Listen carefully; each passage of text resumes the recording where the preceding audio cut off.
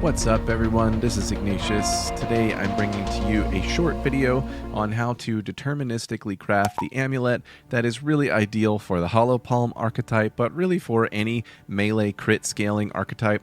I do have a mobalytics guide for this build, and feel free to open that up and follow along as you watch. And definitely this guide is kind of like a baking recipe. You can just kind of leave it out, and it has ingredients, trade links for the bases, and a stepwise explanation highlighting exactly what you're doing in each step, what you're looking for, and some notes of like choices you can make if you want to, or you can just follow it, very explicitly. Now, I really like this craft. I think it's a little OP in terms of crafting and comparing to, an ideal system that we have in PoE 1.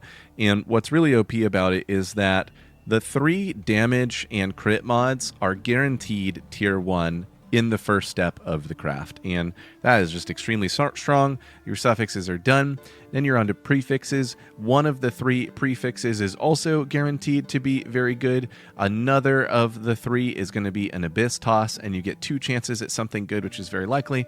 And then the last one is like a true Gamba step, and I don't know of an ideal way to re-roll the Gamba step without spending a ton of currency, and honestly the whole craft itself is cheap enough that I think you just go ahead and start over. So yeah, I'm going to go ahead and recombine 6 of the bases. The chance for a recombination is about 50%, so I was thinking if I have 6, I'll come out with at least 1 that we can work with, and then I have the currency and consumables to carry that 1 out to the end of the craft, and I'll kind of walk you through that. All right, so what do you need for bases? So you want an item level 80. Really 75 is the minimum, but I like 80 because of some of the mods that we have itemized here in Craft of Exile and the rolls you can get. And you need 1 with a tier 1 crit bonus or crit chance roll. If you click this link, it will open this up for a solar amulet. Now, you may want to go with a rarity amulet or something else. I like solar because I need 10 spirit to complete my build. But yeah, you can change the base and then just over here use these mods. I have corrupted set to no. The other base you need to recombine it with is a low tier accuracy, and that is because we need an attack modifier to guarantee the melee skills, and we want it to be low tier so that way the chance of recombining is higher. All right, when you have your 2 bases, you come to the Recombinator with Black Scythe artifacts, which are very cheap. And on the one side, you're going to select your crappy accuracy roll. And on the other side, you're going to select your tier 1 crit roll. And you can see chance for success is 51.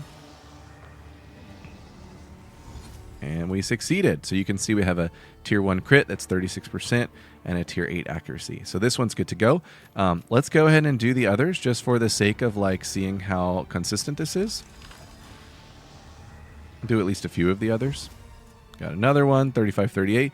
And I mean, it's so cheap to recombine these. Like these bases are like 2 Exalt each. You could technically recombine it until your roll on the crit is like a perfectly divined roll without using a divine. Because obviously, like a divine is like 110 Exalt. So just re-rolling these is a way cheaper version of using a divine to hit the perfect roll on that modifier. Failure. Crit. Accuracy. Sorry, those were on different sides. Success. Tier 1, tier 8. Crit. Accuracy. Let me go again. I was looking. Maybe the tier 1 always re-rolls to what you had when you put it in. I couldn't tell.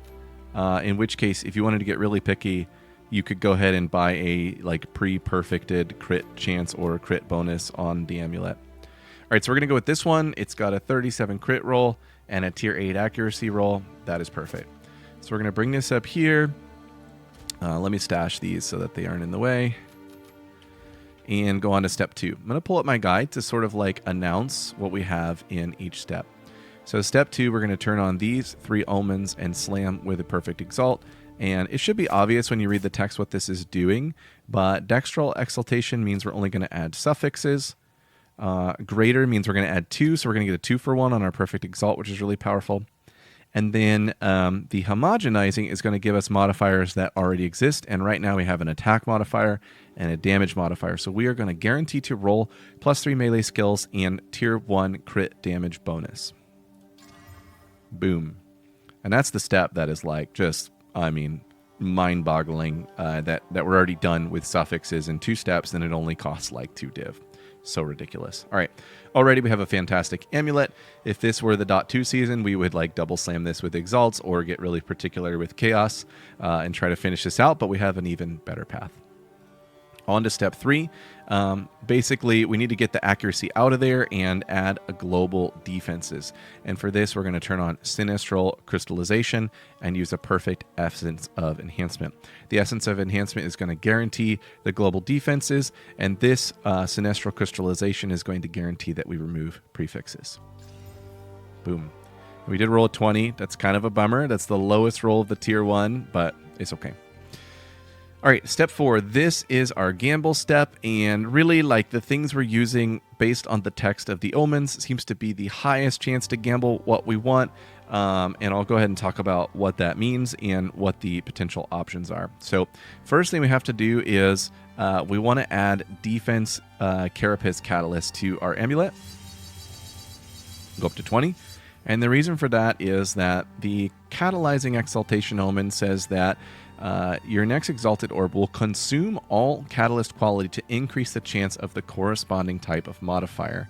And then we're going to combine it with a Homogenizing, which is going to try to add a modifier of the same type as an existing modifier. So those two will be on, and we're going to use a greater Exalt.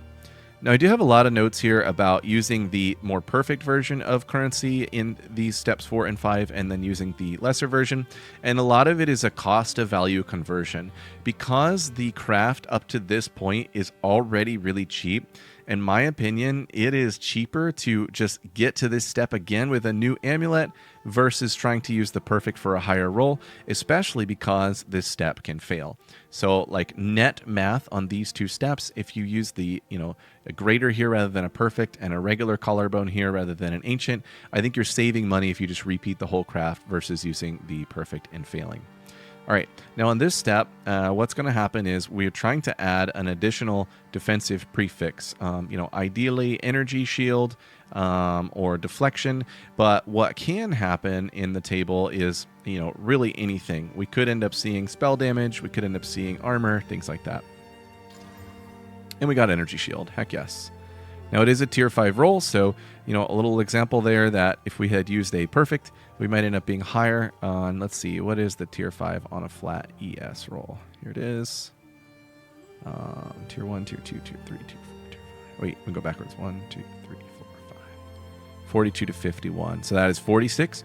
So if we'd used a perfect, we would have been in this set of rolls, supposedly, theoretically. But yeah, so you have it. All right, so we did exactly what we said we would do, and I would say we succeeded in the gamble step, rolling the max energy shield. And now the final part is really fun. We throw a collarbone on here, and we go down to the well, and we're going to double roll and see what we can get. Now, I do have listed in the guide some of the things you want to see. But of course, it's a visual thing where you're picking one of 3, but you have to decide whether the first set of 1 and 3 is good enough or, really bad enough that you want to actually reroll and see a new set of 1 or 3. Ideally, we're going to be looking for a % ES on this one since we already rolled flat. Energy shield or evasion from body armor is good. I only want energy shield from body armor for my personal build. Deflection % is great, and spirit is insane. We could also see some other things that are like decent, which we might keep, but we'll see. All right, so now on this, we want to turn on this Omen of Abyssal Echoes. The next time you reveal desecrated modifiers, you can re-roll the options once. So reveal. All right, so these are all bad. We don't want any of these. For my own build, if this was my last opportunity, I would take max mana. It's not terrible, but the others are totally useless. So now we get to re-roll. There we go. Evasion from body armor. So this isn't exactly what I want for my own build because I'm running an ES chest for crit cap, but this does make the amulet very resellable for an evasion stacking, particularly those who are not on Amazon. The Deadeyes and potentially the Invokers are going to be interested in this.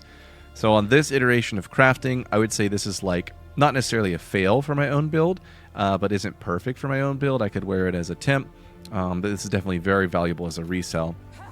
So I'm going to chuck it in, resell this one, and I'll start over with a new craft. And I've already got some good bases for that crafting. Boom. What a beauty, dude. Look at that. 5 tier 1s and 1 tier 5. And that 1 tier 5 is kind of by choice, right? That could have been better if we used a perfect, but it was the Gambit step. We got lucky to begin with on the roll. That's pretty much it. This is a really quick and simple cut and dry method for getting a really nice amulet. And if you fail on step 4, you can just start over or finish it out and resell and then start over, and you're not looking at an incredible cost. When I looked up an ideal roll for this to actually buy off the market, it was averaging 20 plus divs, usually like 25 to 30 for good rolls. So, I think you can craft like 5 or 6 of these for the price of selling one, and you're saving a boatload of money, but ideally just getting the amulet that you want for your build, which is really cool. Thank you, everyone.